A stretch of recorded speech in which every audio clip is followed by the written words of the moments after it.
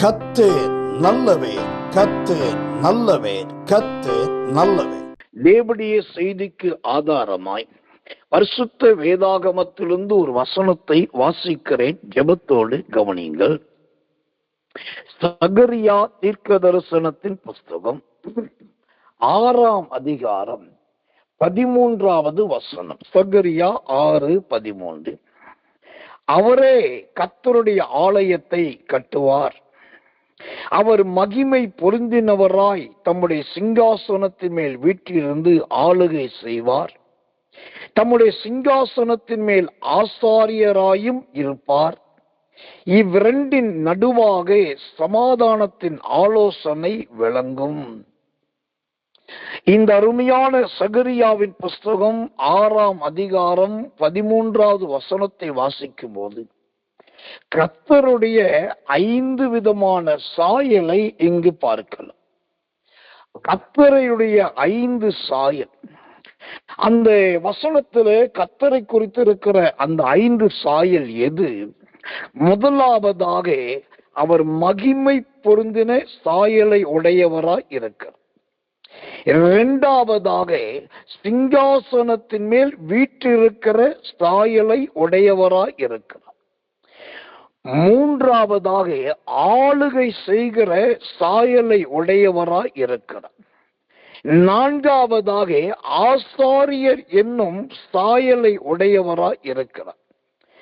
ஐந்தாவதாகவோ அவர் சமாதானத்தின் தேவனுடைய சாயலாக இருக்கிறார். இந்த 5லே முதல் சாயல், ஓ கர்த்தர் நல்லவை, மகிமை பொருந்தின சாயல். கடைசி சாயல் சமாதானத்தின் சாயல். ஆண்டவருக்கு இந்த 5 சாயல் இந்த வசனத்திலே கொடுக்கப்படுகிறது.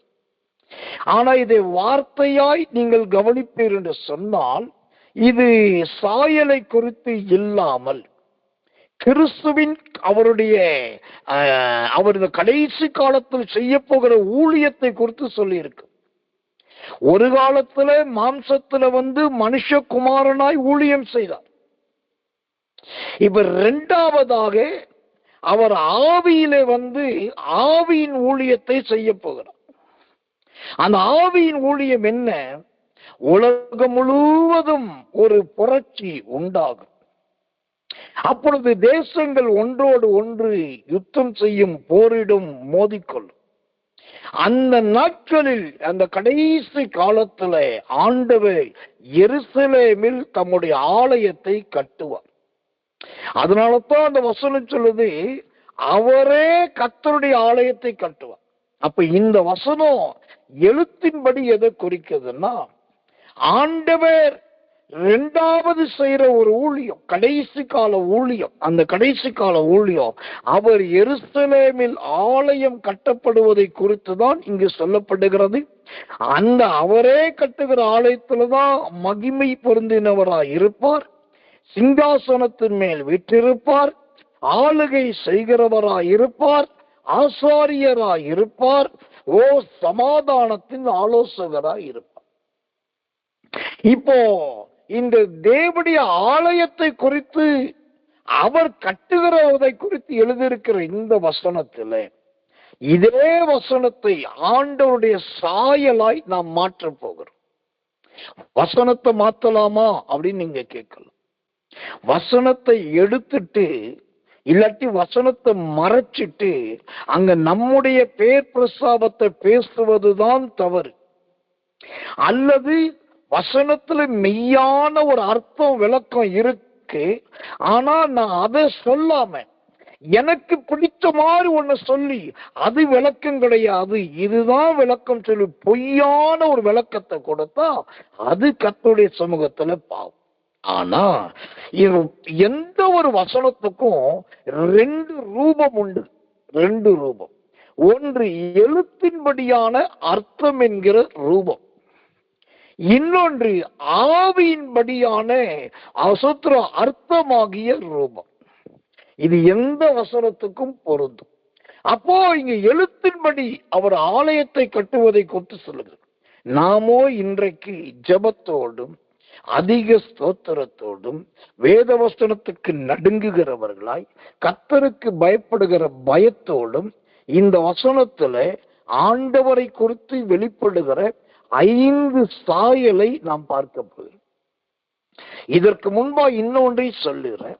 நமக்கு நேரம் குறைவாய் இருக்கிறபடினால் தேவன் எனக்கு அறிவையும் புத்தியையும் கொஞ்சம் ஞானத்தையும் கொடுத்து இந்த 5ஐயும் பிரசங்கிக்கிறதுக்கு எனக்கு பலனை கொடுத்தா 5ஐயும் நான் இன்னைக்கு சொல்லிடுறேன்.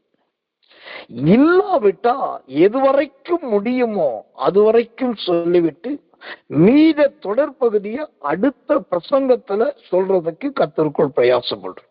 நீங்க ஜெபித்து கொள்ளுங்க. உங்களுடைய வாஞ்சை எதுவோ அதன்படிதான் கர்த்தர் என்னை பயன்படுத்தணும். கர்த்தர் நல்லவே, கர்த்தர் நல்லவே, கர்த்தர் நல்ல. முதலாவதாக இங்கு தேவன் எந்த சாயலில் வெளிப்படுகிறார் என்று சொன்னால் அந்த சகரியா 6:13 சொல்கிறது, மகிமை பொருந்தினவராய் அவர் வெளிப்படுகிறார்.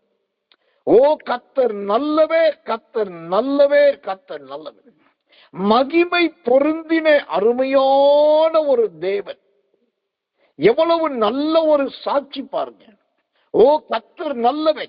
எனக்கன்பான தேவ பிள்ளைகளே, இந்த கடைசி காலத்துல அந்த மகிமை பொருந்தின அடையாளமே நிறைய ஊழியங்களில் இல்லாமல் போய்விட்டது. ஓ கர்த்தர் நல்லவே. ஆனாலும் இந்த கடைசி காலத்திலேயே தேவனாகிய கர்த்தர் சில இடத்துல மகிமை பொருந்தினவராய் தன்னை காண்பித்துக் கொண்டுதான் வருகிறார். நம்முடைய கரங்கொடுக்கும் ஊழியத்துல ஸ்தானாபதியாயிருக்கிற ஐசக் பாஸ்டர் அவர்களோடு நேற்று இரவும் நேற்றும் பேசினேன், இன்றைக்கு பேசினேன். அப்போ அவர்கள் அந்த ஒரு நற்காரியத்தை என்னோடு கூட பகிர்ந்து கொண்டார். அவருடைய சபைக்கு வந்த ஒரு ஊழியக்காரர், இளம் வயது ஒரு சகோதரன்.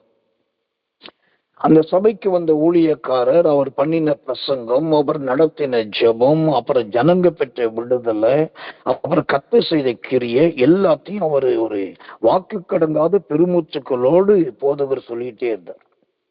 அப்போ அதெல்லாம் கேட்கும்போது ஒரு காரியம் ஆவில உணர்த்தப்பட்டேன். தேவனுடைய மகிமை இன்னும் சாகல. தேவனுடைய மகிமை இன்னும் பூமியை விட்டு எடுபடல. தேவனுடைய மகிமைய ஆண்டவர் அப்புறப்படுத்தல. அவருக்கு உண்மையாயிருக்கிற குடும்பங்களிலும் அவருக்கு ஆராதனை செய்கிற ஊழியங்களிலும் அவருக்காகவே ஊழியம் செய்கிற ஊழியக்காரர்கள் மேலும் ஆண்டவர் மகிமை பொருந்தினவராகவே இருக்கிறார் என்பதை நன்றாய் உணர்ந்து, ஓ கர்த்தர் நல்லவே, கர்த்தர் நல்லவே, கர்த்தர் நல்லவே. இந்த ஆண்டவருக்கு முதல் சாயல் மகிமை பொருந்தினவர். இந்த மகிமை பொருந்தினவர் என்றால் இதற்கு என்ன அர்த்தம் தெரியுமா? ஏசாயாவின் புஸ்தகம் 33ஆம் அதிகாரம் 17வது வசனம். ஏசாயா 33:17. உன் கண்கள் ராஜாவை மகிமை பொருந்தினவராக காணும், தூரத்தில் உள்ள தேசத்தையும் பார்க்கும். இந்த மகிமை பொருந்தினவர் என்று சொன்னால் அவர் யாரா? அவர்தான் ராஜாவா இருக்கிறார். ராஜாவுக்கு தான் அந்த மகிமை இருக்கு. அப்போ இந்த கடைசி காலத்துல என் ஆண்டவர் உங்களோடு கூட மகிமை பொருந்தினவராய் இருக்கிறார் என்று சொன்னால், ஏதோ வெள்ளை ட்ரெஸ் போட்டுட்டு வந்துட்டாரு, நல்ல ஜிப்பாவை மாட்டிக்கிட்டு வந்துட்டாரு, இல்லாட்டி கீழ் தொடங்கி மேல் வரைக்கும் தையல் இல்லாத வஸ்திரத்தை போட்டுட்டு வந்திருக்கிறாரு, அதனால் அவர் மகிமை பொருந்தினவர் என்று நினைக்க வேண்டாம். அவர் மகிமை பொருந்தினவர் என்று சொன்னால் அவர் உங்க வாழ்க்கையில இதற்கு முன்பாக சிலுவையில் அடிக்கப்பட்ட ஆட்டுக்குட்டியானவராய் இருந்திருக்கலாம். ஆனா இன்று முதல் தேவனாகிய கர்த்தரோ அவர் ராஜாவாய் உங்களுக்கு வெளிப்படுகிறார். அல்லேலூயா. ராஜாவாய் வெளிப்படுகிறார். இந்த ராஜ மேன்மை இருக்கு பாருங்க. ராஜ மேன்மையை உணரணும்னாக்கா அதை கரெக்டா நல்லா கண்டுபிடிக்கணும்னா யார போய் விசாரிக்கணும்னா தாவீதைத்தான் கேட்கணும். இந்த தாவீதை குறித்து சில அடையாளத்தை சொல்றேன் பாருங்களேன். அந்த தாவீதை குறித்து வேதம் சொல்லுகிறது, அவன் சிறுவனா இருக்கையில வயலிலே ஆடுகளை மேய்க்கிற மனுஷனா இருக்கிறான். ஆனா அதே மனுஷனை கர்த்தர் ராஜாவாக்குறார். எந்த தேசத்துல, எந்த பட்டணத்துலன்னா, எந்த தேசத்துல தாவீது ஆடு மேய்ச்சாரோ அதே தேசத்துல ராஜாவாகவும் மாற்றுகிறார். இதுதான் சாட்சி. கொஞ்ச காலத்துக்கு முன்னாடி தாவீதை பார்த்து, டேய் அங்க என்னடா பண்ற, டேய் கவனமாயிரு, இது மத்தியான நேரம், சிங்கம் வந்தா உன்னை கொன்றும், அப்படியெல்லாம் சிலர் சொன்னாங்க, சொல்லியிருப்பாங்க. ஆனா அதே தாவீதை இப்போ சிலர் போய் பார்க்கணும் பார்க்கறாங்க, பார்க்க முடியல. ஏன்னா ராஜாவாயிட்டாரு. ஒருவேளை உள்ள போய் பார்த்தாலும் அந்த டேய் வாடா போனாலும் சொல்ல முடியாது. ஏன்னா ராஜ மேன்மை வந்து. அப்போ ஆடுகளை மேய்க்கிற ஒரு சோத்திரம் அடைப்ப பைய வச்ச ஒரு பையனா இருந்த அதே தேசத்துல தேவன் தாவீதை ராஜாவாக்கினார். ஒண்ணு. இரண்டாவது, இந்த தாவீது எப்படி ராஜாவாகிறார் பாருங்க. தாவீது நம்பர் 1 சண்டைக்கார மனுஷன். 1 சாமுவேல் 16:18 சொல்லுகிறது, அவன் சோத்திரம் அவன் யுத்தத்தில் வல்லவன் பைபிள் சொல்லுது. அப்போ நல்ல எங்க போனாலும் சண்டை போட தெரியும். இந்த சவுல் ராஜாவே நிறைய இடத்துக்கு சண்டைக்கு தாவீதை தான் அனுப்பினார். ஒரு காலத்துல இப்ப தாவீதை பார்த்து என்ன சொல்றாங்க, அவன் பராக்கிரமசாலி, அவன் யுத்த வீரன், அவன் சண்டைக்காரன், அவன் யாரையும் கொன்றுவான், யாரையும் அழிச்சிடுவான், அவன்கிட்ட பேச்சு கொடுக்காத, அவன் கூட போகாத, தேவையில்லாத ஆபத்து உனக்கு வந்துடும், அவன் ஆபத்தானவன் சொன்னாங்க. ஆனா எந்த தாவீத சண்டைக்காரனும் யுத்த வீரனும் பராக்கிரமசாலியும் ஆபத்தானவன் சொன்னார்களோ அதே மனிதர்களுக்கு முன்பாக இந்த தாவீதை தேவன் ராஜாவாக்கின போது அந்த மகிமை அங்கு வெளிப்பட்டது. இப்போ தாவீதை பார்த்து பராக்கிரமசாலின்னு யாரும் சொல்லல, யுத்த வீரன் என்று சொல்லல, சண்டைக்காரன் என்று சொல்லல. அதற்கு பதில் தாழ குனிந்து ராஜாவே நீர் என்றும் வாழ்க என்றார். இந்த செய்தியை கேட்கிறவர்களுக்கு ஒரு சத்தியத்தை சொல்ற, கொஞ்சம் ஜெபத்தோடு கவனமா கவனி. இன்னைக்கு மகிமைன்ற பேர்ல எத்தனையோ கோல்மால்கள் நடக்கும், எத்தனையோ தேவனுக்கு எதிரான நடக்கும். ஆனா ஒரு ரகசியத்தை சொல்றேன், இந்த சகரியா 6:13 படி என் கர்த்தர் மகிமை பொருந்தினவரா உங்கள்கிட்ட இருக்கிறார்னாக்கா உங்க மேல ஒரு ராஜ அபிஷேகம் காணப்படணும், ஒரு ராஜ மேன்மை காணப்படணும். உங்களை இன்னைக்கு உதாசீனப்படுத்திக்கிட்டு அவனை இவனை சொல்லிக்கிட்டு சோத்திர கேவலமா பேசுறாங்க, நீங்களும் மௌனமா இருக்கீங்கன்னா உங்க மேல ராஜ அபிஷேகம் இல்லைன்னு அர்த்தம். கடந்த வாரத்துல இந்த வாரத்துலதான் நான் சேலத்துக்கு போயிருந்தேன். அப்போ நம்முடைய ஊழியத்தை சார்ந்த ஒரு சகோதரர், அவர் மருத்துவத்துறையில இருக்கிறார். அவர் நான் இருக்கிற இடம் வந்ததை கேள்விப்பட்டுட்டு என்னை கார்ல அழைச்சிட்டு போறதுக்காக சில இடங்கள் ஜெபத்துக்காக வந்திருந்தார். அப்போ அவரோடு கூட நான் ஜெபம் பண்ணிட்டு புறப்பட்டு போகிறேன். அப்ப அவர் வரும்போதே கூட இன்னொருத்தரை கூப்பிட்டு வந்தார். அப்புறம் கொஞ்ச நேரம் கடந்து அவரும் கூடயே வர்றது பார்த்து நான் கேட்டேன், பிரதர் பிரைஸ் தி லார்ட், இவர் யாரு, இவர் என்ன செய்யறாங்க? அப்பதான் அவர் சொன்னாரு, இவன் சோதரம் இந்த இதுல காலேஜ்ல வேலை செய்யறான். அப்புறம் இவங்களுடைய மனைவி இப்போ அடுத்து டிஎஸ்பி ஆக போறாங்க, அடுத்து ப்ரொமோஷன் ரெடி ஆயிட்டு இருக்குது, டிஎஸ்பி ஆயிடுவாங்க. அவர்களுடைய சூத்திர டிஎஸ்பியோட வீட்டுக்காரி, இவன் என் ஃப்ரெண்டு, அது மட்டும் இல்ல இவனை அவனுன்னு பயங்கரமா சொல்லிட்டு இருக்காரு. அப்ப நான் யோசிச்சேன், இந்த இவனே அவனின்னு சொல்றவரு ஒரு பிசினஸ் பண்றாரு. ஆனா அந்த இவர் யார அவனே இவனேன்னு சொல்றாரோ அவரு ஒரு ஸ்தானத்துல இருக்கிற மனுஷன், அவருடைய மனைவி ஒரு அதிகாரத்துல இருக்கிற ஸ்தானம், அப்புறம் சுதந்திரம் ஒரு மதிப்புக்குரிய பதவியில் இருக்க வேண்டும். ஆனா சொந்த சிநேகிதன் என்ற பெயரில் பொதுவாக பேசும்போதே வெட்ட வெளியில எல்லாருக்கும் கேட்கும் வண்ணமாகவே அந்த பெரிய மனுஷனை அவனை இவனே. நான் உடனே அப்பெல்லாம் பேசாதீங்கன்னு சொல்ல முடியல, அது அவங்களுடைய நண்பர் வட்டார். ஆனா இதை ஏன் சொல்றேன்னாக்கா, இன்னைக்கு சிலர் கர்த்தருடைய மகிமை என் மேல இருக்குன்னு சொல்றாங்க. ஆனா அவர்கள் கனத்துக்குரியவர்களா இல்லையே, மரியாதைக்குரியவர்களா இல்லையே.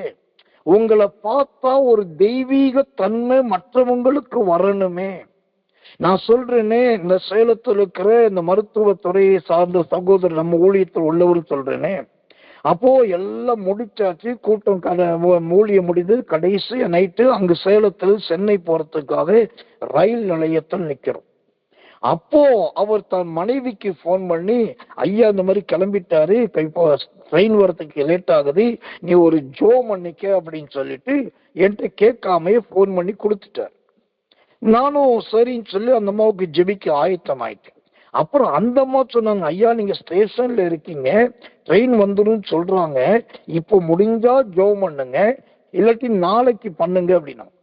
ஜெபிக்க ஆயத்தமா இருந்தேன்னா அவங்க இப்படி சொன்ன உடனே நானே பார்த்தேன், ஏன் டென்ஷன்ல ஜெபிக்கணும், ரொம்ப எமர்ஜென்சி ப்ரேயர் ஏன் பண்ணணும், நாளைக்கு பகல்ல போய் கூப்பிட்டு ஃப்ரீயா ஜோ பண்ணி ப்ராபசி பண்ணலான்ட்டு சரிம்மா நாளைக்கு ஜெபிக்கிறேன்னு சொல்லிட்டு அவங்களும் சரின்ட்டாங்க, போனை கட் பண்ணிட்டாங்க. ஆனா நடந்தது என்ன தெரியுமா, அவங்க நேற்றைக்கு எனக்கு போன் பண்ணாங்க. போன் பண்ணிட்டு சொன்னாங்க, ஐயா தயவு செய்து முதலாவது என்னை மன்னித்து கொள்ளுங்கள். ஓ நீங்க சொல்றோம் என்னை மன்னிக்கணும். நாங்க ஏமா என்ன விஷயம் அப்படின்னு கேட்டேன். அவங்க சொன்னாங்க, ஓ அன்னைக்கு ஸ்டேஷன்ல இருக்கும் போது ஜெபிக்கிறேன்னு சொன்னீங்க, ஆனா நான் தான் இப்ப வேண்டாம், நாளைக்கு ஃப்ரீயா இருந்து ஜோ பண்ணீங்கன்னு சொன்னேன், நீங்களும் சரின்னுட்டீங்க. ஆனா ஒரு ஊழியக்காருடைய வார்த்தையை நான் மீறின மாதிரி எனக்கு ஒரே ஆவியில வேதனையாவே இருக்குது. நீங்க ஜெபிக்கிறேன்னு சொன்ன உடனே நான் கண்ணை மூடி கீழ்ப்படிஞ்சிருக்கணும். ஆனா நான் கீழ்ப்படியில உங்களுக்கு ஆலோசனை சொல்லி ஜெபத்தை மறுநாளுக்கு மாத்திட்டேன். அதுல இருந்து எனக்கு தூக்கமே இல்லை பாஸ்டர், எனக்கு நிம்மதியே இல்லை, ஒரு ஊழியக்கார வார்த்தையை நான் மீறிட்டேன், என்னை தயவு செய்து மன்னிக்கணும். இந்த மன்னிப்பு கேட்டவங்க சின்ன வயசு பொம்பளையோ பொண்ணோ கிடையாது. அவங்க நல்ல வயது முதிர்ந்த ஒரு தாயார், வேதத்திலும் சத்தியத்திலும் கற்று தேறினவர்கள். அவங்க பாருங்க ஒருத்தர் கூப்பிட்டு ஒரு மன்னிப்பு கேட்கிறாங்க. இதுதான் மகிமை. உங்க மேல மகிமை இருக்குன்னாக்கா, ஓ ஸ்தோத்திரம், இந்த உலகத்தார் உங்களை அவலட்சணமாகவும் கேவலமாகவும் பேசக்கூடிய தகுதியில் நீங்க இருக்கக்கூடாது. அதுக்கு நீங்களாகவே பெருமையை தேடக்கூடாது. ஆனா அந்த மகிமைக்குரிய கனம் உங்களுக்கு வரணும். ஒரு காலத்துல தாவீதினிடத்தில் ஏக சிநேகிதராய் பழகினார்கள், இப்ப தாவீதை பார்த்தாலே தலை வணங்குகிறார்கள். அதுதான் மகிமை. இன்னைக்கு ராத்திரியிலே இரவுக்கிற ஜபத்திலே இந்த செய்தியை கேட்கிற பலர் இன்னைக்கு மாய்மாலமான ஒரு மகிமையை அணிந்து கொண்டு, ஓ உலகத்தாராலும் மதுபான பிரியர்களாலும் லாகிரி வஸ்துக்களை பயன்படுத்துகிறவர்களாலும் அந்நியராலும் அவலட்சணப்படுத்தப்பட்டு விட்டு, ஓ கர்த்தருடைய மகிமையின் மேல் இருக்கிறது சொல்றோம். இல்லைங்க, கர்த்தருடைய மகிமை இருக்கணும்னாக்கா அந்த வசனம் சொல்லுது, அவர் மகிமை பொருந்தினவராய், அந்த மகிமை உங்களோடு பொருத்தப்பட்டு இருக்கணும். அது உரிக்க முடியாது, கலட்ட முடியாது, விரட்ட முடியாது, எடுக்க முடியாது, அது நீங்க முடியாது, இன்னும் செய்ய முடியாது. அவர் மகிமையிலேயே இருக்கிறார். ஆரம்பத்தில் சொன்ன பாருங்க, நேற்றைக்கு ஒரு ஊழியக்காருடைய சாட்சி தொடர்ந்து எனக்கு வந்துட்டே இருந்தது. இந்த மாதிரி ஒரு மகிமை இருக்கும். இந்த சகரியா 6:13 அவர் 5 சாயலை உடையவராய் இருக்கிறார். அதுல முதலாவது மகிமை பொருந்தினவராய் இருக்கிறார். போற இடத்திலெல்லாம் அவருக்கு மரியாதை. கடைசி சிலுவையிலே தொங்கும் போது கூட இவர் யூதர்களின் ராஜா என்கிறதானே அந்த பிரஸ்தாபத்தோடு தான் அவர் மரித்தார். கர்த்தர் நல்லவர், கர்த்தர் நல்லவர், கர்த்தர். இரண்டாவதாக இந்த சகரியா 6:13 தேவனுடைய சாயல் என்ன சாயல் என்று சொன்னாக்கா, அந்த வசனம் சொல்லுகிறது, தம்முடைய சிங்காசனத்தின் மேல் வீற்றிருந்து, அல்லேலூயா, சிங்காசனத்தின் மேல் வீற்றிருந்து. எனக்கன்பான தேவ பிள்ளைகளே சொல்கிறோம், இந்த சிங்காசனத்தின் மேல் வீற்றிருக்கிறார் என்று சொன்னால் அது சாதாரணமான ஒரு காரியம் கிடையாது. ஓ சொல்கிறோம், அது மகிமையான தேவனுடைய காரியங்களை காண்பிக்கிறது. எனக்கன்பான தேவ பிள்ளைகளே, அந்த சிங்காசனத்தின் மேல் வீற்றிருக்கிற ஸ்தோத்திரம், அந்த தேவன் இந்த ராத்திரி வேளையிலே உங்களோடு கூட இடைப்படுகிறார். அவர் உங்களோடு கூட கிரியை செய்ய விரும்புகிறார். நீங்களும் இந்த சிங்காசனத்தை உடையவர்களாய் மாற வேண்டும். கர்த்தர் நல்லவே, கர்த்தர் நல்லவே, கர்த்தர் நல்லவே. எனக்கன்பான தேவ பிள்ளைகளே, இந்த சிங்காசனத்தின் மேல் வீற்றிருக்கிறது என்றால் என்ன? சிங்காசனத்தின் மேல் வீற்றிருக்கிறது என்பது எதை காண்பிக்கிறதா இருக்கிறது? வெளிப்படுத்தின விசேஷத்தின் புஸ்தகம் 21 அதிகாரம் 5வது வசனம். வெளிப்படுத்தல் 21:5. சிங்காசனத்தின் மேல் வீற்றிருந்தவர், இதோ நான் சகலத்தையும் புதிதாக்குகிறேன் என்றார். பின்னும் அவர், இந்த வசனங்கள் சத்தியமும் உண்மையும் உள்ளவைகள், இவைகளை எழுது என்று. தேவன் இரண்டாவது என்ன சாயலாய் வெளிப்படுகிறார்? சிங்காசனத்தின் மேல் வீற்றிருக்கிறவர். அதுல வீற்றிருக்கிற அனுபவம் எதை காண்பிக்கிறது? இதோ நான் சகலத்தையும் புதிதாக்குகிறேன், நான் சகலத்தையும் புதிதாக்குகிறேன். உங்களுக்கு ஒரு ரகசியம் தெரியுமா? தெரியாவிட்டால் சொல்லுகிற தெரிந்து கொள்ளுங்க. தமிழ்நாட்டு அரசியல், தமிழ்நாட்டில் அரசு ஊழியர்களுக்கு ஒரு முக்கியமான அனுமதி இருக்கு. அதுல குறிப்பாக அரசாங்கத்துல உயர் பதவியில் இருக்கிறவர்களுக்கு, குறிப்பிட்ட ஸ்தானத்துக்கு கிரேடுக்கு மேல ஒரு உயர்ந்த ஸ்தானத்துல அதிகாரியா இருக்கிறவர்களுக்கு ஒரு விசேஷித்த பெர்மிஷன் இருக்கு. என்னன்னாக்கா, இவங்க இப்ப மதுரையில ஒரு அரசு அதிகாரி இருக்கிறார், அவருக்கு இடமாறுதல் வருது, டிரான்ஸ்பர். இப்ப அவர் அங்கிருந்து புறப்பட்டு ஓசூருக்கு போகிறார். ஓசூருக்கு போனா மதுரையில கொடுக்கப்பட்டதை போலவே ஒரு பங்களா, ஒரு காரு, சில ஆட்கள் கொடுக்கப்படுறாங்க. இப்ப இவர் ஓசூருக்கு போன உடனே இவர் பார்க்கிறாரு, மதுரையில இருந்த மாதிரியே ஒரு பங்களா இருக்குதா, மதுரையில இருந்த மாதிரியே அந்த கார் இருக்குதா, மதுரையில இருந்த மாதிரியே சொத்துறோம் எல்லா ஸ்பெசிலிட்டி இருக்கான்னு பார்த்தாக்கா சில குறைவுகள் அங்க இருக்கும். இப்ப இவருக்கு என்ன பெர்மிஷன் இருக்குன்னாக்கா, இவர் விரும்புனாக்கா, நான் டிரான்ஸ்பரா இங்க வந்திருக்கிறேன், இந்த வீட்டில இந்த சோஃபா சரி கிடையாது, இந்த பெயிண்டிங் சரி கிடையாது, ஒயிட் வாஷ் பண்ணாம இருக்குது, இல்லாட்டி இந்த பொருட்கள் வாங்காம இருக்குது, அதனால நான் மாறுதலாய் வந்ததுனால அரசு பணத்துல இதெல்லாம் புதுப்பித்துக் கொள்ளுகிறேன் என்று சொல்லி ஒரு கடிதம் எழுதிவிட்டு ஒரு குறிப்பிட்ட பெரும் தொகையில அவர் அந்த கட்டடத்தையே புதுப்பிக்கலாம், அவருக்கு வேண்டியதெல்லாம் வாங்கிக்கலாம். இது எல்லா அரசு உயர் அதிகாரிகளுக்கும் அரசாங்கத்தில் இருக்கிறதான ஒரு பெரிய அனுமதி. இதை ஏன் சொல்றேன்னாக்கா, இந்த தேவன் இரண்டாவது என்ன சாயலாய் வெளிப்படுகிறார்? அவர் சிங்காசனத்தில் வீற்றிருக்கிறார். சிங்காசனத்தில் வீற்றிருக்கிறார் என்று சொன்னால் அவருக்கு ஒரு கிருபை இருக்குங்க. அது என்ன கிருபைனா, சகலத்தையும் புதிதாக்குகிற கிருபை. பழையதை எடுத்து போடுவது, முந்தினதை அகற்றி விடுவது, புதிதாய் மாற்றிக் கொள்ளுவது.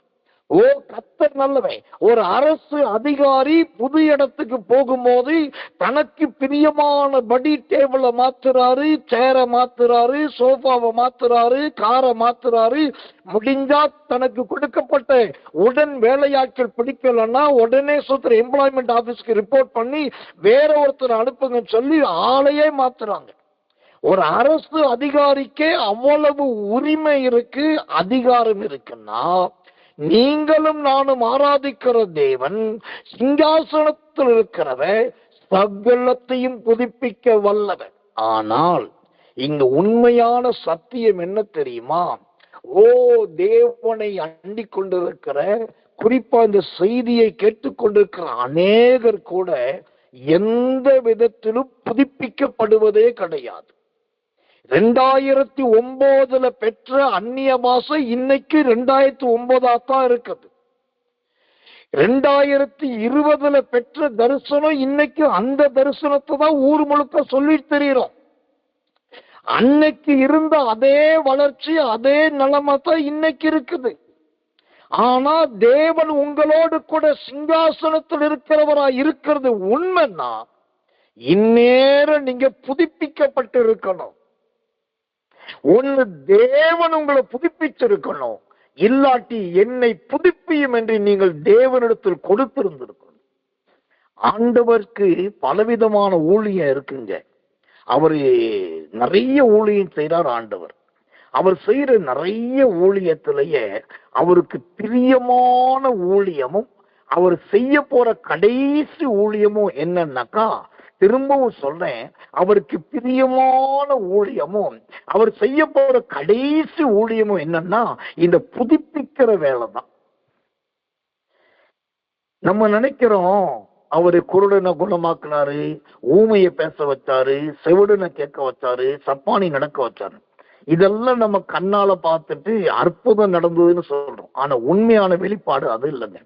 யாருடைய கண்கள் திறக்கப்பட்டதோ அவர்கள் இயேசுவை பார்க்கிறவர்களாய் மாறினார்கள். யாருடைய செவிகள் கேட்கப்பட்டதோ அவர்கள் தேவனுடைய சத்தத்தை கேட்கிறவர்களாய் மாறினார்கள். யாருடைய சூம்பி போன கால்களும் கைகளும் சுகமானதோ அவர்கள் ஆலயத்துக்கு போனவர்களாய் மாறினார்கள். அப்போ இவங்க எல்லாமே விடுதலையாக்கப்பட்டவர்கள் கிடையாது, கிறிஸ்துவினால் புதுப்பிக்கப்பட்டவர்கள். புதிதாக்கி புதிதாக்கி புதுப்பித்து, நீ நடக்க முடியலையா, இந்தா நட ஆலயத்துக்கு போ. கேட்க முடியலையா, இந்த வா ஏசாயாவின் ஆகமத்தை வாசிக்கிறத தாராள காதால கேளு. பார்க்க முடியலையா, இதோ என்னுடைய அற்புதம், என்னுடைய மகிமையை கண்ணால பாரு. அவர்களை கர்த்தர் புதுப்பித்தார். இன்னைக்கு நீங்க புதுப்பிக்கப்பட்டு இருக்கிறீர்களா? ரட்சிக்கப்பட்ட அன்னைக்கு புதுப்பிக்கப்படுவதை கொடுத்து நான் பேசவே இல்லை. அது எல்லாருக்கும் கொடுக்கப்பட்ட முத்திரை.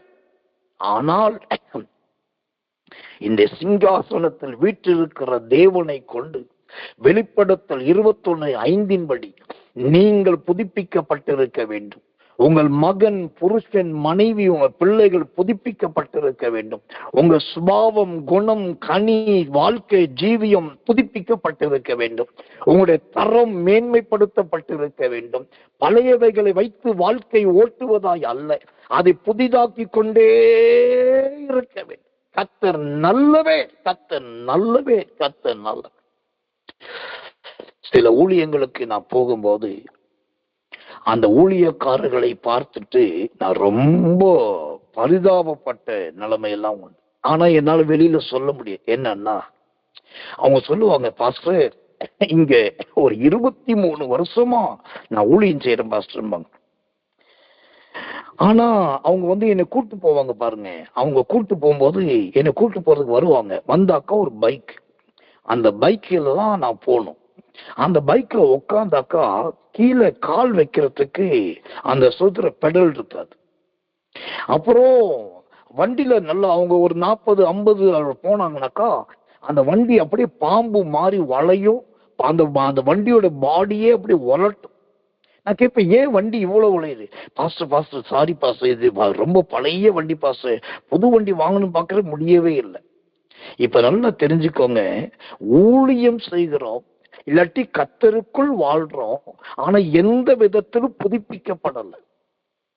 சில வீட்டுல தலையணைய மாத்துறதே கிடையாது, சில வீட்டுல தலைக்கு செய்கிற சீப்பை மாத்துறது கிடையாது. அதே மாதிரிதான் அவங்க ஜீவியமும் இருக்கு.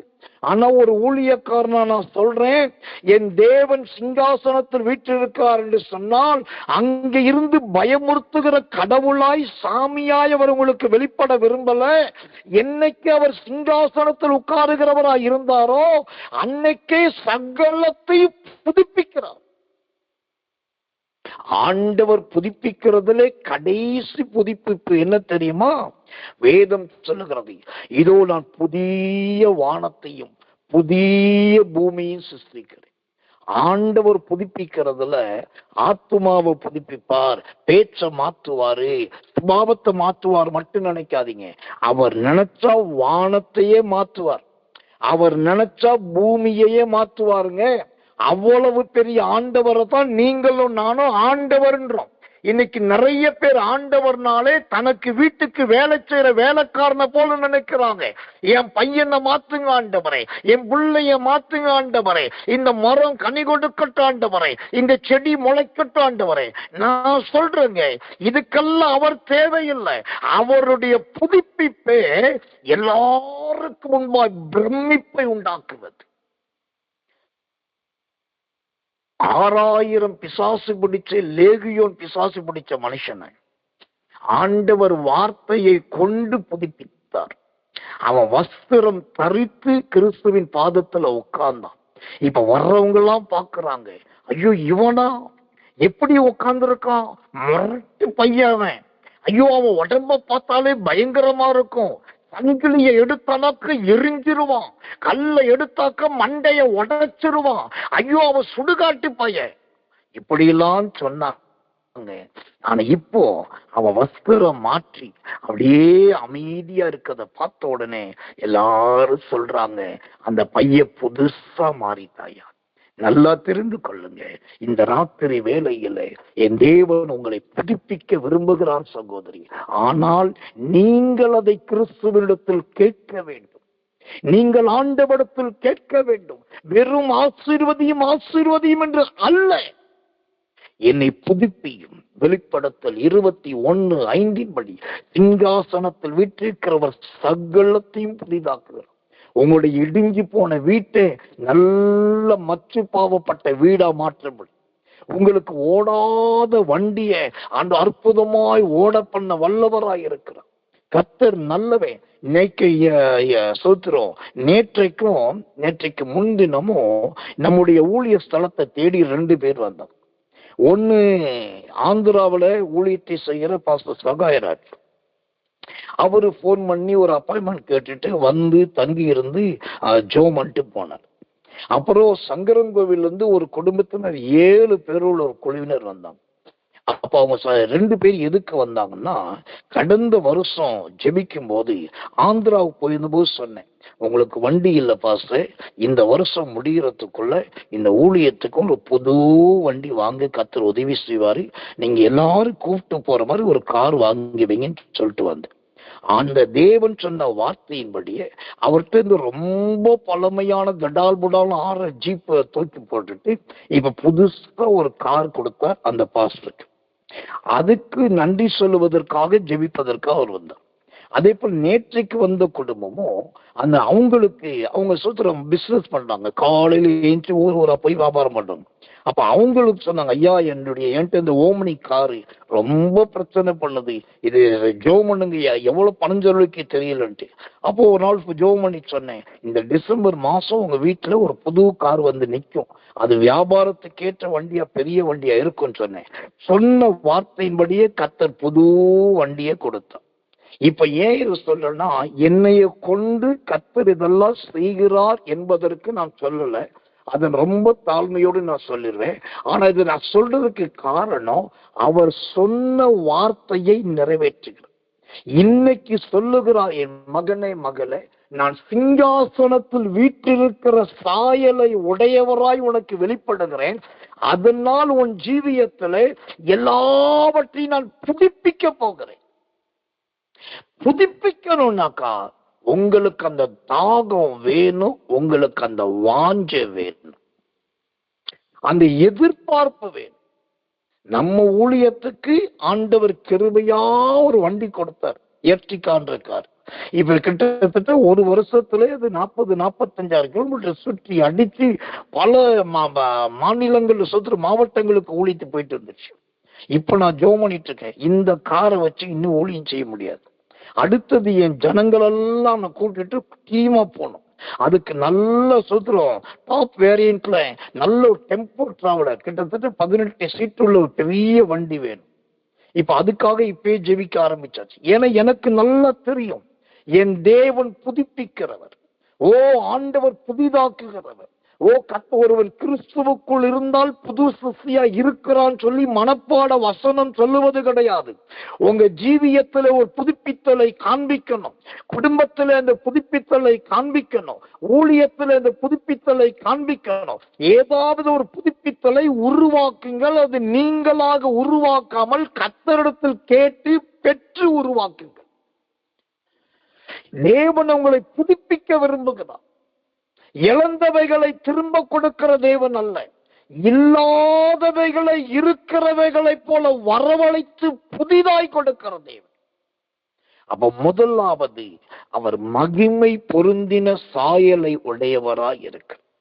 இரண்டாவதாக அவர் சிங்காசனத்தில் வீற்றிருக்கிறவராய் இருக்கிறார்.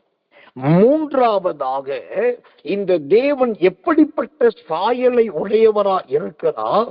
அந்த சகரியாவின் புஸ்தகம் 6ஆம் அதிகாரம் 13ஆம் வசனம் சொல்லுகிறது, ஆளுகை செய்வார் என்று சொல்லி. கர்த்தர் நல்லவே, கர்த்தர் நல்லவே, கர்த்தர் நல்லவே, ஆளுகை செய்வார். அப்படியானால் இந்த ஆளுகை செய்வார் என்றால் என்ன அர்த்தம்? இந்த ஆளுகை செய்வார் என்பது எதை குறிக்கிறதா இருக்கிறது? அதை குறித்த ஒரு வசனத்தை வாசிக்கிறேன், ஜெபத்தோடு கவனியுங்கள். தேவனுடைய நாமத்துக்கு மகிமையும் தயவும் உண்டாவதாக. என்னாகமத்தின் புஸ்தகம் 24ஆம் அதிகாரம் 19வது வசனம். என்னாகமம் 24:19. யாக்கோபிலிருந்து தோன்றும் ஒருவர் ஆளுகை செய்வார், பட்டணங்களில் மீதியானவர்களை அழிப்பார் என்றான். யாக்கோபிலிருந்து தோன்றும் ஒருவர் ஆளுகை செய்வார், பட்டணங்களில் மீதியானவர்களை அழிப்பார். இப்போ இந்த தேவன் முதலாவது மகிமை பொருந்தினவராய் இருக்கிறார். இரண்டாவது சிங்காசனத்தின் மேல் வீற்றிருந்து சகலத்தையும் புதுப்பிக்கிறவராய் இருக்கிறார். மூன்றாவது இவர் என்ன சாயலை உடையவர் என்று சொன்னால், அந்த என்னாகமம் 24:19 சொல்லுகிறது, கர்த்தர் நல்லவர், கர்த்தர் நல்லவன், அவர் தோன்றுகிற தேவன், யாக்கோபிலிருந்து தோன்றும் ஒருவர், அவர் தோன்றுகிற தேவன். எனக்கன்பான தேவ பிள்ளைகளே, இந்த மகிமையான கர்த்தர் இந்த ராத்திரி வேளையில மூன்றாவது என்ன சாயலை வெளிப்படுத்த விரும்புகிறார் என்று சொன்னால், கர்த்தர் நல்லவே, கர்த்தர் நல்லவே, நல்ல தோன்றுகிறவராய், சோத்திரம், தன்னை காண்பிக்கிறவராய் இருக்கிறார். எனக்கன்பான தேவ ஜனமே, இந்த தோன்றுகிறார் என்பது எதை காண்பிக்கிறது? கர்த்தர் நல்லவே, கர்த்தர் நல்லவே, இந்த தோன்றுகிறார் என்பது சாதாரணமான ஒரு காரியம் கிடையாது. தேவனுக்கு யார் மேல் பிரியம் உண்டோ அந்த இடத்திலே அவர் ஆச்சரியமான விதத்திலே தோன்றுவார். உங்களுக்கு தெரியுமா, ஏசாயா 65ஆம் அதிகாரத்துல ஒரு வசனம் இருக்கு, கூப்பிடுவதற்கு முன்பே அவர் உத்தரவு அருள்வார். அந்த மாதிரி நம்ம கூப்பிட்டாவா வருவாரும் கிடையாது. ஒருத்தருடைய வழி கர்த்தருக்கு பிரியமா இருந்தா அவங்க இருக்கிற இடத்துல கர்த்தர் தோன்றுவார். இப்போ கூப்பிடாமலேயே கேட்காமலேயே யாருடைய வாழ்க்கையில் ஆண்டவர் தோன்றினார்? லூக்கா சுவிசேஷத்தின் புஸ்தகம் 7ஆம் அதிகாரம், லூக்கா 7ஆம் அதிகாரம் 11வது வசனம் முதல் 17வது வசனம் வரைக்கும் வாசிச்சு பார்த்தீங்கன்னா, அங்க நாயின் என்று பெயரிடப்பட்ட ஒரு ஊர். அந்த ஊரிலே புருஷனை இழந்த ஒரு விதவை, அந்த விதவைக்கு ஒரு இளம் மகன். இப்ப அந்த மகன் இறந்தாச்சு. அவனை அடக்கம் பண்றதுக்காக பாடையில வச்சு கல்லறை தோட்டத்துக்கு போயிட்டு இருக்காங்க. இப்போ மகன் இறந்தாச்சு, அவனை அடக்கம் பண்ண போறாங்க. அந்த பாடையை சுமந்து நடந்துட்டு இருக்காங்க. ஆனா அந்த இடத்துல இந்த நாயின் ஊரை சார்ந்த அந்த விதவை, அந்த மகனுடைய தாய், ஆண்டவரை பார்த்து, ஆண்டவரே ஐயோ எனக்கு பதில் தாரும், தேவனே என் பிள்ளைக்கு இறங்கும் என்று கூப்பிடவே இல்லை. அவ கூப்பிடல, அவன் ஜெபிக்கல, விண்ணப்பம் பண்ணதா பைபிள்ல இல்ல, ஆண்டோரை தேடவே இல்லை, எதுக்கும் சூத்திரம் ஆண்டோருடைய சமூகத்தை நாடினதாக இல்லை. இது எதுவுமே அவள் செய்யாவிட்டாலும் அந்த வசனம் சொல்லுகிறது, ஓ கர்த்தர் அந்த நாயின் ஒரு விதவை இருக்கிற இடத்துல தோன்றினார். அவர் குறுக்கே வந்தார். வந்து அந்த லூக்கா 7:14 சொல்லுகிறது, கர்த்தர் அவளை பார்த்து அவள் மேல் மனதுருகி அழாதே என்று சொன்னார். ஆமென். இந்த தேவன் அடுத்த சாயல் எப்படிப்பட்டவர் என்று சொன்னால், அவர் நல்ல ஆளுகை செய்கிறவர். இப்ப இந்த இயேசு யாரை ஆளுகை செய்கிறார்? ஒன்று, அந்த விதவையை ஆளுகை செய்கிறார். இரண்டாவது, அவருடைய கண்ணீரையும் வேதனையையும் ஆளுகை செய்கிறார். மூன்றாவது, பாடையை சுமக்கிறவர்களை ஆளுகை செய்கிறார். நான்காவது, மரித்து அந்த பாடையில படுத்து கிடக்கிற வாலிபனை ஆளுகை செய்கிறார். ஐந்தாவது, அவனோடு சொன்ன உடனே எழுந்து பேசுகிறான். அதை யூதர்கள் பார்க்கிறார்கள். இப்ப யூதர்களை ஆளுகை செய்கிறார். ஆறாவதாக, அவர் மகா தீர்க்கதரிசியாய் தன்னை காண்பிக்கிறார். ஆளுகிறவர் என்று சொன்னா நிறைய பேர் என்ன நினைக்கிறாங்க? ஆண்டவர் தலையில ஒரு பெரிய கிரீடத்தை வச்சுக்கிட்டு, நான் ராஜாதி ராஜாவும் கத்தாதி கத்தரும் ஆதியும் அந்தமும் அல்பா உமேகவுமா இருக்கிறேன், நீங்கள் எல்லாரும் பணிந்து குனிந்து என்னை தொழுது கொள்ளுங்கள் என்று சொல்லி அதிகாரத்தோடு சொல்லுவார். அவர்தான் ஆளுகிறவர். இப்படி எல்லாம் நினைக்கிறோம். இல்லங்க, அவர் ஆளுகிறவர் என்று சொன்னார் உங்களை முழுவதும் அவர் கவர்ந்து கொள்ளுகிறார் என்றார். உங்களை முழுவதும் ஆட்கொள்ளுகிறார் என்றார். என்றைக்கு நாயினூர் விதவை கிட்ட போய் ஓ மகளே என்று சொன்னாரோ, என்றைக்கு அவளை பார்த்தாரோ, அன்னைக்கே அவளுடைய சிந்தை பிள்ளையின் மேல் இருக்கிற அழுகையை மறந்தது. ஓ கர்த்தர் நல்லவன். அன்றைக்கே அவளுக்கு ஒரு நம்பிக்கையும் விசுவாசமும் வந்தது. அதனால தான் பைபிள் சொல்லுது, அநேகர் இயேசுவண்டை திரும்பினார்கள் என்று அந்த லூக்கா 7:16-17 பார்க்கிறோம். இதை தவிர அவர் ஆளுகிறவராய் இங்க வந்தார்ல, எப்படி ஆண்டார் பாருங்க. அந்த நாயினூர் பட்டணத்துல அந்த நாயினூர் விதவையும் மகனையும் எப்படி ஆண்டார்னா, அந்த 16-17 சொல்லுது, மகா தீர்க்கதரிசியானவர் நம்மத்திலே தோன்றி இருக்கிறார். ஆளுகை செய்கிறவர் சாதாரணமாய் தோன்றலங்க, அவர் தீர்க்கதரிசியாய் தோன்றினார். ஆனா அங்க பியூட்டிய பாருங்களேன், அவர் தீர்க்கதரிசனம் சொன்னதாக பைபிள்ல இல்லை. ஆனா ஆவியானவர் சொல்றாரு, ஜனங்க சொன்னாங்களாம், மகா தீர்க்கதரிசி வந்துட்டாரு, மகா தீர்க்கதரிசி நமத்துல தோன்றிட்டார்.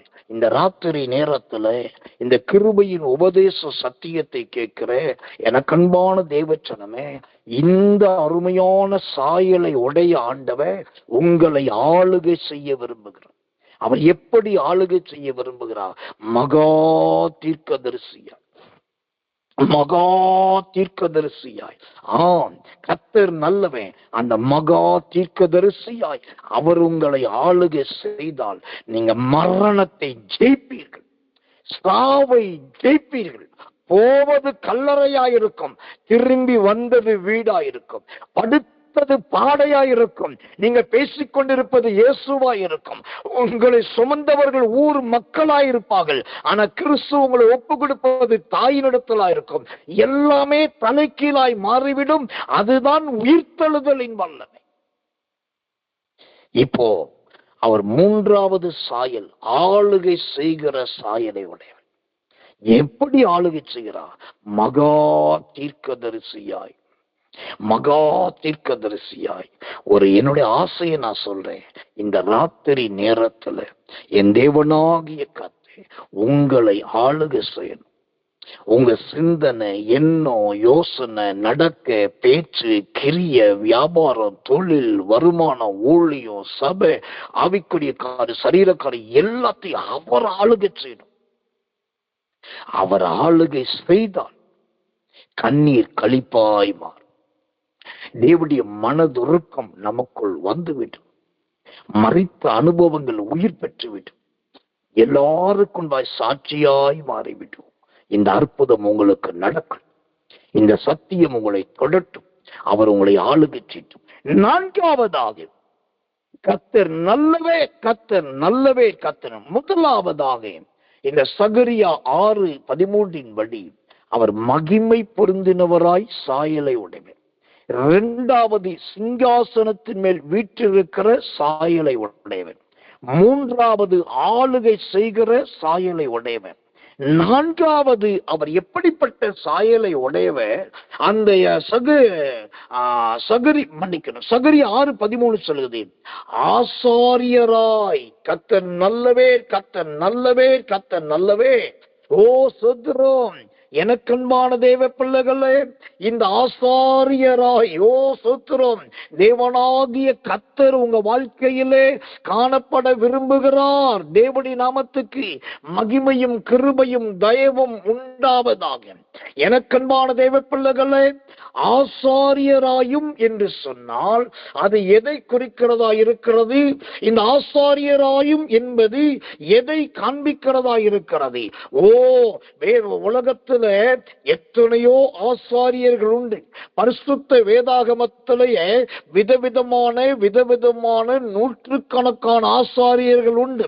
பிரதான ஆசாரியர்கள் உண்டு, தேவாலயத்தின் ஆசாரியர்கள் உண்டு, விக்கிரகத்தின் ஆசாரியர்கள் உண்டு, மூஞ்சிறுகளின் ஆசாரியர்கள் உண்டு, பாகால்களின் ஆசாரியர்கள் உண்டு. ஓ பலவிதமான ஆசாரியர்கள் இருக்கிறார்கள்.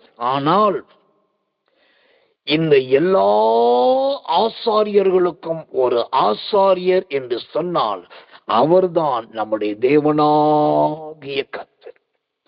அவர்தான் மகிமையின் தேவனாகிய கர்த்தர். இந்த ஆசாரியருக்கு இன்னொரு பேர் இருக்கு. என்ன பேர் தெரியுமா? எபிரேயர் புஸ்தகம் 9ஆம் அதிகாரம் 11வது வசனம். எபிரேயர் 9:11. கிறிஸ்துவானவர் வரப்போகிற நன்மைகளுக்குரிய பிரதான ஆசாரியராய் வெளிப்பட்டு,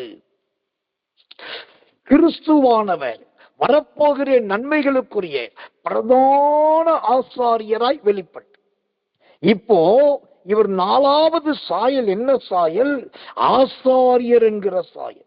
இந்த ஆசாரியருக்கு இன்னொரு அற்புதமான பேருக்கு பிரதான ஆசாரி. அப்படின்னாக்கா இவரை மிஞ்சி வேற ஒரு ஆசாரியன் என்பவனோ ஒரு ஆசாரியல் என்பவளோ கிடையவே கிடையாது. இவர்தான் பிரதான ஆசாரி. எல்லா சாமியார்களுக்கும் இவர்தான் சாமியார், எல்லா குருமார்களுக்கும் இவர்தான் குருமார், எல்லா போதகர்களுக்கும் இவர்தான் போதகர், எல்லா உபதேசியார்களுக்கும் இவர்தான் உபதேசியார், எல்லா அப்போஸ்தலர்களை பார்க்கலும் இவர்தான் அப்போஸ்தலர். ஓ ஆசாரியர்களில் இவர் பிரதான ஆசாரியர். இப்ப தெரியுதா? நீங்க விண்ணப்பம் பண்ற கும்புற உங்களுடைய சாமி எப்படிப்பட்ட சாமி தெரியுதா? இவர்தான் பிரதான ஆசாரி, ஆதியும் அந்தமுமானவர். ஓ அவர் என்றென்றைக்கும் இருக்கிறவர். ஆனா இங்க ஒரு கேள்வி இருக்கு. இவருடைய பெயர் பிரதான ஆசாரி, கர்த்தருக்கு மகிமை. இங்க கேள்வி என்னன்னா, இந்த சத்தியத்தை கேட்கிற விசுவாசிய ஊழியக்காரரே, தேவ பிள்ளைகளை, உங்க நெஞ்ச தொட்டு சொல்லுங்க, உங்க வாழ்க்கை எல்லாத்திலையும் கிறிஸ்துதான் பிரதானமானவராய் இருக்கிறாரா? இந்த பிரதான ஆசாரியரை எல்லாவற்றிலும் பிரதானமானவராய் நீங்கள் வச்சிருக்கீங்களா என்பதை பாருங்க. ஒரு சட்டை எடுக்க கடைக்கு போறீங்க, ஆண்டுட்டு ஜெபம் பண்ணிட்டு, ஆண்டவரே நான் சட்டை எடுக்க போறேன், எனக்கு அறிவும் கிடையாது புத்தியும் கிடையாது, எனக்கு ஒரு ஆலோசனை தாருன்னு சொல்லி ஆசாரியர்கிட்ட கேட்டுட்டு போறீங்களா? அவசரமா உடம்பு சரியில்லைன்னு சொல்லி உடனே கார் எடுத்து ராத்திரி ஆஸ்பத்திரி போறீங்க, இல்லாட்டி பகல் அப்பாயின்மெண்ட் வாங்கி டாக்டர் பார்க்க போறீங்க. நல்லது, நான் தப்பு சொல்ல. ஆனா அந்த இடத்துல நான் போராண்டவரே, இந்த மருத்துவமும் மருந்துகளும் இந்த மருத்துவரும் உலகத்துக்குரியவர்கள். ஆனா இவர்களை விட நீர் நீர் எனக்கு உதவி செய்யும் ஜோமன்ட்டு போறீங்களா? பிரதான ஆசாரியராய் முக்கியத்துவப்படுத்துறீங்களா? உங்க வீட்டுக்குள்ள வந்தாக்கா உங்களுடைய அப்பா போட்டவும், அம்மா போட்டவும், தங்கச்சி போட்டவும், செத்தவங்க போட்டோ தொங்குதா, இல்ல கிறிஸ்துவின் வசனமும் தேவனுடைய வார்த்தையும் தொங்குதா பாருங்க. ஓ கர்த்தர் நல்லவே, அவர் பிரதான ஆசாரியர். ஒரு ரகசியத்தை சொல்றேன், உங்களுக்கு இருதயத்துக்கு ஏற்றவர்களும் ஆவிக்கு உகந்தவர்களும் நிறைய பேர் இருக்கலாம், அது தவறு கிடையாது, இருக்கட்டும். ஆனால் யாரை நீங்கள் வாழ்க்கையிலே பிரதானமாய், அதாவது ரோல் மாடலா வச்சிருக்கீங்களோ அவங்கள மாதிரிதான் உங்களுடைய ஜீவியம் இருக்கும், உங்களுடைய நடைமுறை இருக்கும், உங்களுடைய செயல்பாடு இருக்கும். நீங்க ரோல் மாடலா ஒருத்தர் வச்சுக்கிட்டு வேறு ஒருத்தரை வாழவே முடியாது. அப்ப இன்னைக்கு நமக்கு யாரு நாம் ரோல் மாடலா வச்சிருக்கோம்? தேவனை எந்த இடத்துல இருக்கு? மூணாம் பிதாவா வச்சிருக்கோமா, நாலாம் பிதாவா வச்சிருக்கிறோமா, அல்ல கூப்பிட்டா வருகிறவரா வச்சிருக்கிறோமா, தேவைக்கு பயன்படுத்துகிறவரா வச்சிருக்கிறோமா? இந்த ஆசாரியருக்கு ஒரு பெயர், அவர் பிரதான ஆசாரி. இவர்தான் ஓ சுத்திரம் கிருபா தர பலியை ஓ சுத்திரம் உருவாக்கின ஆசாரி. தயவு செய்து உங்க பிள்ளைகளுடைய படிப்பு காரியத்துல, தயவு செய்து உங்க ஆவிக்குரிய ஜீவியத்துல எல்லாவற்றிலும் தேவனை பிரதானமா வைங்க. அதை தவிர வேற யாரையும் வேற எதையும் தயவு செய்து பிரதானமா வைக்காதீங்க. அப்படி வச்சா நீங்க இடறுவீங்க, உங்க கால்கள் சந்திக்க கூடாத சிக்கல்களை சந்திப்பீங்க, தேவையில்லாத குழப்பங்களும் போராட்டங்களும் வரும். இந்த ஆசாரியரை, இந்த நல்ல பிரதான ஆசாரியரை முக்கியத்துவப்படுத்துங்க. எல்லாத்தையும் அவர்கிட்ட சொல்லுங்க, எல்லாவற்றையும் பேசுங்க. அப்போ அந்த தேவனுடைய சாயல் உங்களில் காணப்படும். கடைசியாய் நான் சொல்லி முடிக்கிறேன். இந்த சகரியா 6ஆம் அதிகாரம் 13ஆம் வசனத்துல ஆண்டவர் 5 சாயல்களில் தன்னை காண்பிக்கிறார். முதல் சாயல் மகிமை பொருந்தினவர் என்கிற சாயல். 2வது சாயல் ஓ சிங்காசனத்தின் மேல் வீற்றிருக்கிறவர் என்கிற சாயல். 3வது சாயல் ஆளுகை செய்கிறவர் என்கிற சாயல். 4வது சாயல் ஆசாரியர் என்கிற பிரதான ஆசாரியராகிய சாயல். கடைசியாய் இந்த தேவனுடைய 5வது சாயல் எது அப்படின்னாக்கா, அந்த வசனம் சொல்லுகிறது, ஓ இவ்விரண்டின் நடுவாக சமாதானத்தின் ஆலோசனை விளங்கும். இப்ப இவர் 5வதாக எப்படி தன்னை காண்பிக்கிறார்? சமாதானத்தின் தேவனாய் தன்னை காண்பிக்கிறார். சமாதானத்தின் தேவனாய். எனக்கன்பான தேவ பிள்ளைகளே, ஒரு ரகசியத்தை சொல்லணும்னாக்கா, இயேசுவின் காலத்திலேயே சமாதான குலைச்சல் என்பது, சமாதான குறைவு என்பது நிறைய இருந்தது, தலை தூக்கி ஆடினது. அன்னைக்கே அவர் வாழும் போதே, அவர் ஊழியம் செய்யும் போதே, அவர் ஊழியத்திலேயே அங்கேயே நிறைய சமாதான குலைச்சல்கள் இருந்தது.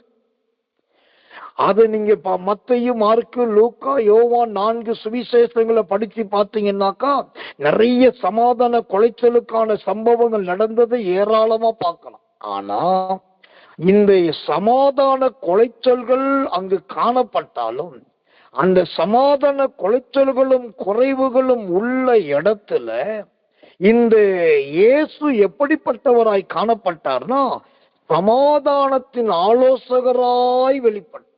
இவருக்கு 2 பெயர் அங்கு கொடுக்கப்படுது.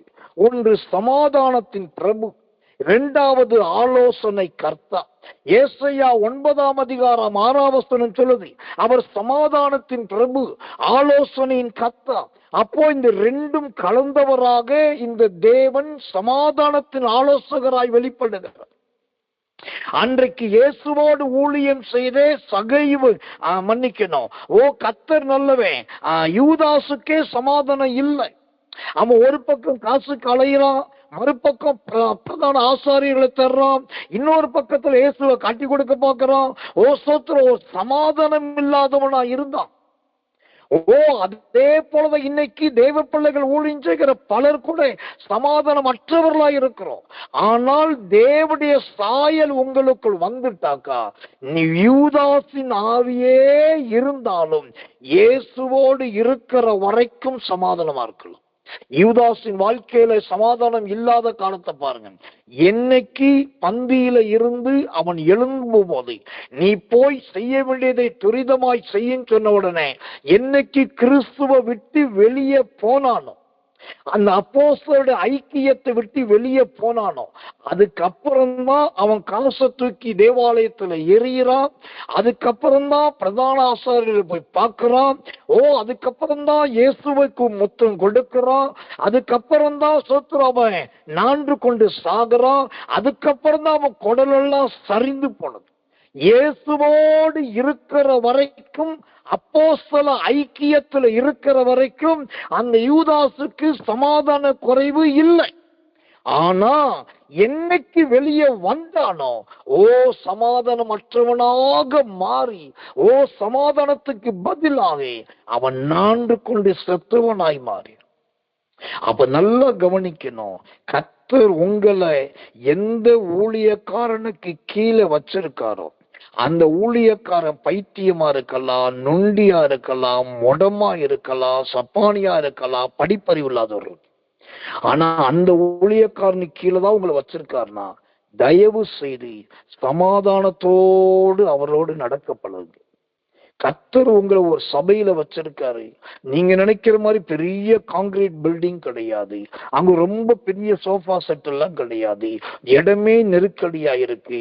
ஒரு பெரிய ஆடம்பர ஆலயத்துல கிடையாது. அதுதான் கர்த்தர் கொடுத்திருக்கிறார்னா, தயவு செய்து அந்த எளிய ஆலயத்துல ஐக்கியத்துல தொடர்ந்துருங்க. அப்போதான் நீங்க பரலோகத்தை அடைய முடியும். சமாதானத்தின் ஆலோசகர் இன்னைக்கு ஒரு ஆலோசனை சொல்றாரு, யூதாஸ் காரியத்தை போல நீங்களா முடிவெடுத்து போகாதீங்க, நீங்களா திட்டமிட்டு போகாதீங்க. போற எல்லா இடத்துலயும் குழப்பம் இருக்கு, எல்லா இடத்துலயும் பிரச்சனை இருக்கு. இயேசு தேடி தேடி தேடி தேடி போன ஒரு வீடு சகைவின் வீடு. அந்த சகைவை குறித்து பைபிள் சொல்லுது. ஜனங்க சொல்றாங்க, இவர் பாவியான இடத்தில் தங்க போனாரு. இவர் தேடி போன சகைவே பாவியா தாங்க இருந்தாரு. இயேசு நுழைஞ்ச வீடே பாவத்தின் வீடா தான் இருந்துச்சு. அப்ப அவர் நுழையிற வீடே பாவத்துல இருக்குன்னா, இன்னைக்கு எந்த சபை, எந்த ஊழியம், யாருடைய ஜீவியம் குற்றமில்லாத இருக்கிறது? அப்புறம் ஏன் தெரு தெருவா அலையணும், ஊர் ஊர் அலையணும், பட்டணம் பட்டணம் அலையணும், ஆள் அலையணும், ஜாதி பார்த்து அலையணும், அல்லது மொழி பார்த்து அலையணும், ஆள் பார்த்து அலையணும், ஊர் பார்த்து அலையணும்? கர்த்தர் வைத்த இடத்துல, கர்த்தர் கொடுத்த ஐக்கியத்துல தயவு செய்து சமாதானமா இருங்க. தயவு செய்து சமாதானமா இருக்க. சமீபத்துல சொல்லி முடிக்கிறேன். 2 வாரத்துக்கு முன்பாக தமிழ்நாட்டிலே பிரதானமான ஒரு ஊழியக்காரர் கர்த்தருக்குள் மரித்தார். நல்ல காரியமா இருக்காரு, பேர சொல்லு. இயேசு விடுவிக்கிறார் ஊழியத்துல மோகன்சி லாசரஸ் அண்ணன் கூட இருந்த பன்னீர்செல்வம் என்கிற நல்ல பாடகர் இருந்தார். அவர் இறக்கும் போது, இறந்த பின்பு பலரும் பல காரியத்தை சொன்னாங்க. ஆனா மோகன்சி மட்டும் ஒரே ஒரு காரியத்தை சாட்சியம் சொன்னார். அவன் இந்த ஊழியத்துல 41 வருஷம் எங்களோடு இருந்திருக்கிறார். 41 வருஷம்.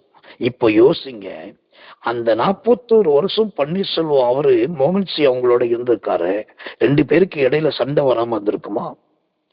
ஏன்னா பன்னீர்செல்வமும் மோகன்சி என்னன்னா ஒன்னா அழைக்கப்பட்டவங்க, ஒன்னா தெரிந்து கொள்ளப்பட்டவங்க, ஒரே நேரத்துல ஊழியத்துக்கு வந்தவங்க. இப்போ மோகன்சி என்ன மேல மேல மேல மேல போறாரு, அவர் அங்கேயே இருக்கிறாரு. சண்டை வந்திருக்கும், மனஸ்தாபம் வந்திருக்கும், பிரச்சனை வந்திருக்கும், என்னென்னமோ நடந்திருக்கும். ஆனா பாருங்க, அந்த சமாதான ஸ்தலத்தை விட்டு அந்த மனுஷன் மறிக்கிற வரைக்கும் அந்த ஊழியத்தை விட்டு வெளியே வரல. இதுதான் சாட்சி. தயவு செய்து ஆளை பார்க்காதீங்க, கட்டடத்தை பார்க்காதீங்க, இடத்தை பார்க்காதீங்க. கூடுமான பரியந்தம் யாவரோடு சமாதானமாயிருங்க. ஏன்னாக்கா நம்முடைய ஆண்டவர் நம்மோடு சமாதானமா இருக்கார். நம்ம ரொம்ப யோக்கியர்களும் நம்ம ரொம்ப பரிசுத்தவான்கள் கிடையாது. நம்ம ஆண்டவர் நம்மளை விட்டு பிரிஞ்சு போறதுக்கு காரணமே தேவையில்லை. எல்லா தவறும் நம்மகிட்ட இருக்கு. ஆனாலும் பாருங்க, அவர் நம்மகிட்ட சமாதானமா இருக்காரு. அப்புறம் ஏன் உங்களால சமாதானமா இருக்க முடியல? தயவு செய்து கர்த்தர் நட்ட இடத்துல கர்த்தர் ஸ்தாபித்த இடத்துல, கர்த்தர் வைத்த ஊழியத்துல நிலைத்திருங்க. அந்த சமாதானத்தின் தேவன் தாமே 1 தெசலோனிக்கர் 5:23 படி உங்களை முற்றிலும் பரிசுத்தப்படுத்துவாராக. இந்த 5 சாயலை உங்களுக்கு வெளிப்படுத்துவாராக. கண்களை மூடி ஒப்பு கொடுத்து எல்லாரும் கர்த்தரை துதிக்க போறோம். இன்னைக்கு ஒரு கருகலான சத்தியம், ஒரே ஒரு வசனம், அதிகம் யாரும் எடுக்காத பயன்படுத்தாத ஒரு வசனம், அந்த சகரியா 6:13. இந்த ஒரு வசனத்தை வைத்து தேவன் தம்முடைய 5 சாயலையும், அந்த 5 சாயலுக்குரிய காரணங்களையும் அர்த்தங்களையும் சொல்லி நம்மை எச்சரித்திருக்கிறார். நம்மை கடிந்து கொண்டிருக்கிறார். நம்மோடு கத்த தவறுகளை சுட்டி காண்பித்திருக்கிறார். ஆனபடியினால் இந்த தேவனுடைய மகிமை பொருந்தினவராய் இருக்கிற அந்த சாயலுக்கு பாத்திரமாய் மாறுவோம். சிங்காசனத்தில் மேல் வீற்றிருக்கிறவருடைய அந்த சாயலுக்கு பாத்திரமாய் மாறுவோம். ஆளுகை செய்கிறவருடைய அந்த சாயலுக்கு பாத்திரமாய் மாறுவோம். ஆசாரியர் என்கிற அந்த சாயலுக்குரிய பாத்திரமாய் மாறுவோம்.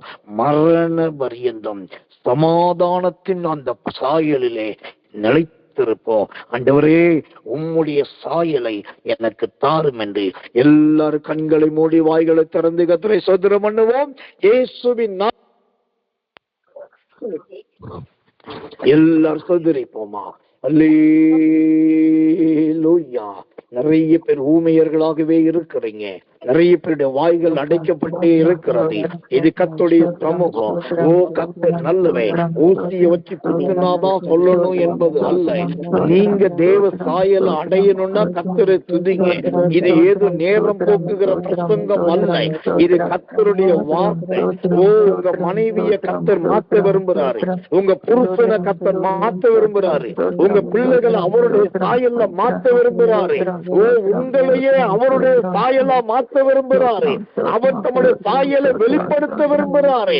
அப்படி வேண்டியவர்கள் ஆண்டவர்கிட்ட கேளுங்க. ஆண்டவரே, இந்த சாயலை எனக்கு சொல்லி தாரும் ஆண்டவரே.